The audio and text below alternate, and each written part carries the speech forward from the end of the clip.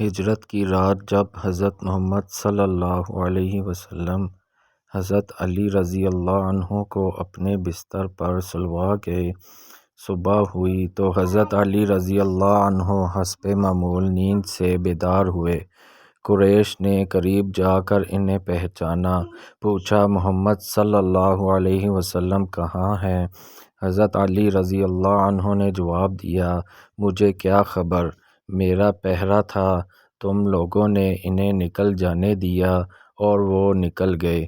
قریش غصہ اور ندامت سے حضرت علی رضی اللہ عنہ پر پل پڑے، ان کو مارا اور خانہ کعبہ تک پکڑ لائے اور تھوڑی دیر تک جلد بھیجا میں رکھا، آخر چھوڑ دیا۔ اب وہ ابوبکر صدیق رضی اللہ عنہ کے گھر آئے، دروازہ کھٹکھٹایا، اسماء رضی اللہ عنہا بنت ابوبکر رضی اللہ عنہ باہر نکلیں۔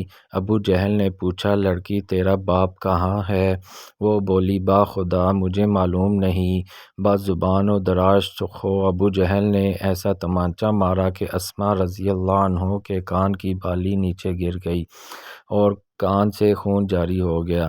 اللہ تعالیٰ سے دعا ہے کہ ابو جہل پر اللہ، تمام انسانوں اور فرشتوں کی لعنت ہو، اور اللہ پاک ہم سب کو دین کی اور اس پر چلنے کی توفیق عطا فرمائے، آمین یا رب العالمین۔